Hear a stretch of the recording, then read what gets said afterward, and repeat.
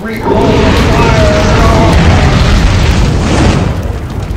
Hey guys, it's Wads with the Wads Up channel. Welcome back. If you guys are new to the channel, on this channel we do a lot of reviews. We do dirt biking and overlanding, lots of truck stuff. Today we're doing a review on how to keep your house a little warmer. Now, I know that's not normally what I do on this channel, so if that's not your jam, you're not into fires or techniques or ways to keep your house a little warmer, then just get the heck out of here. What are you doing here? But if you're like me and you're not super interested in paying for more heat, because as you know, the cost of heat is gone through the roof. Thank you very much, Joe Biden and Justin Trudeau. Yeah, those guys are a bit of an embarrassment, but don't get me started about those two clowns. Anyways, but this is, all joking aside, this is one of the reasons why I'm here today, because I want to share with you a way to keep your house a little bit warmer, because I've got an old school fireplace, and while it looks fantastic, it doesn't do the most efficient job of, let's say, heating up the room or reflecting the heat back out to the room. And I've noticed that because, excuse me, I'm grabbing some wood here. I've noticed that because what I do is I'm constantly getting closer to the fireplace. So I'm scooching the couch up to the fireplace and trying to get closer to it because it doesn't produce any heat. So I'm going to show you guys two ways to help with that. So I've got an old house. It's a pretty open space, so it's not hard to believe how difficult it is to heat a space like this. Just to give you a... So that's what I'm working with, right? It's nice, but it's really big. So you need a fireplace to be as efficient as possible, right? So that's why we're going to review this today. So put some candles in here for you guys so you can see what I'm working with. So what this is from the Great Wall of Fire. These guys are out of Connecticut. And I spent a lot of time researching these firebacks. And this is what I landed on. Not because of price, because it's expensive. So this is around $275 for this bad boy here. It's 26 inches wide. It's a 1/2 inch thick. Now, most of them are around 1/4 inch thick, but this thing's a beast. Like, I want to say it's like 55 pounds. They've got welded on legs. Only one side of it is welded on.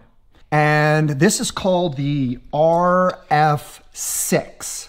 Obviously, the thicker the steel, the longer it's going to last. And I'm hoping that it radiates more heat being thicker and retains heat longer.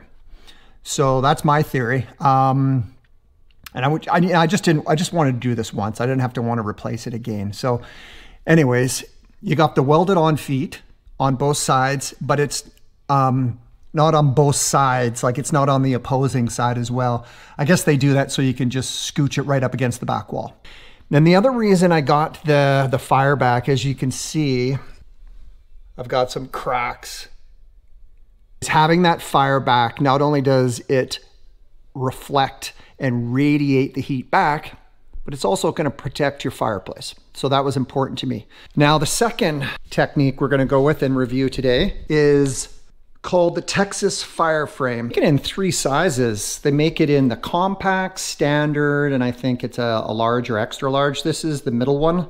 So we got the Texas Fire Frame Grate in there. Some of you guys that know about the Great Wall of Fire, they also make a vertical fire grate. Probably wondering, well, why didn't you choose that? I like this design, the Texas Fire Frame concept, better. I like the physics of it. In fact, the Texas Fire Frame was designed and engineered by a gentleman who has his PhD in physics. And so he designed this around his theory of physics, or the theory of physics. Let's let her get going there, for a couple of minutes.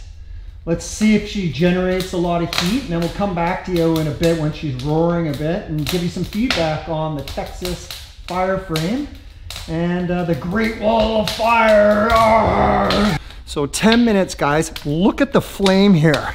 Yeah. You can hear it in my voice. I'm impressed. And guys, Texas Fire Frame and the Great Wall of Fire, these guys aren't paying me to do a video. I paid with my own hard-earned money. You guys are gonna laugh at me. So I tried doing some adjustments with just some Works gloves, and that didn't work. I melted them, so those are garbage now. Then I tried the oven glove.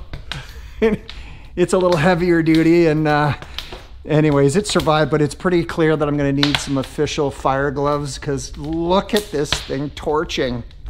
This is next level.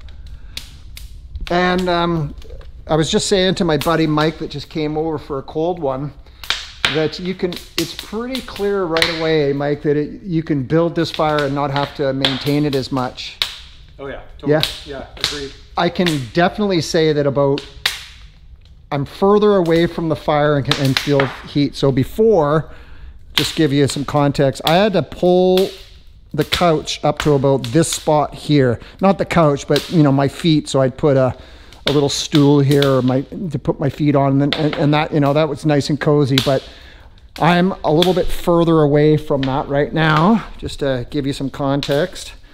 I'm a couple more feet away from it, and I can feel the fire, and that's only after 10 minutes. So let's check back in. All right, Coco, let's go check out this fire.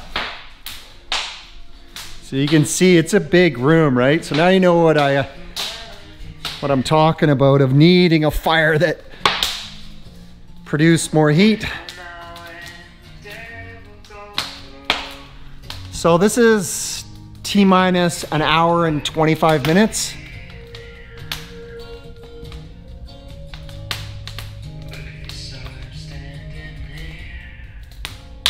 Yeah, she's ripping.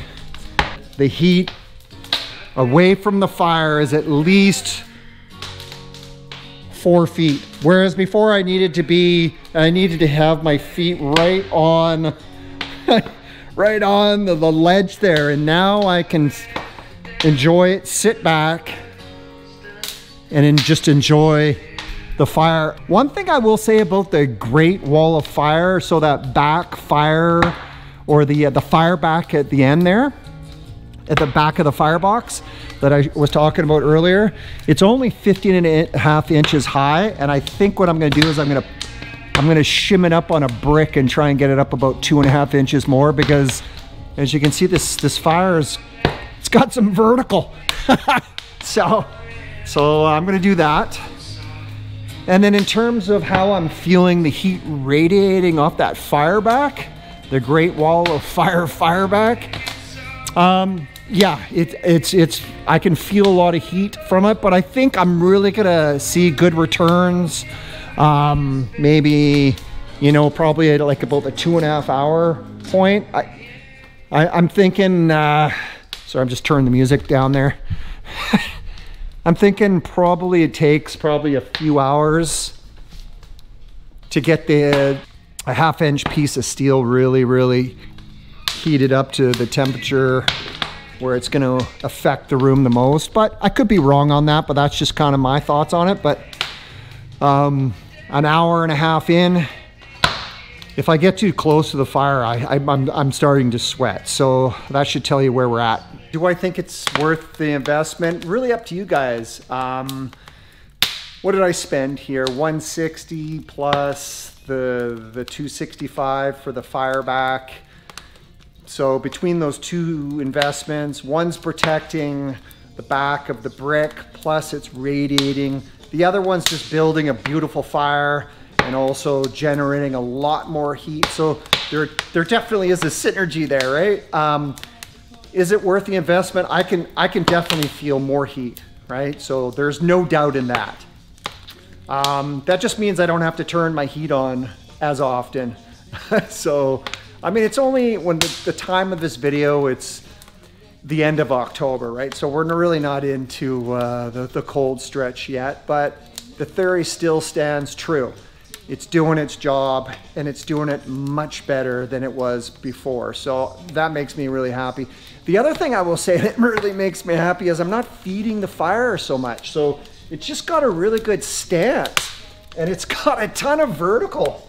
I love that in a fire. I'm kind of a fire freak, so you probably figured that out. But anyways, guys, if you have any questions, let me know. Let me know how you guys make fires or what you're doing to get more heat, because I don't know about you guys. I just wasn't into the whole idea of spending $3,000 or $4,000 to put an insert in. I was looking for a $300 or $400 solution that just made this beautiful fireplace do a better job and be more efficient, radiate that heat. So I think I've pulled that off. Prosciutto, jalapeno, pineapple, bacon. Yeah. Looks good. That's a good program. All right, guys. Thanks for watching. We'll talk to you guys later.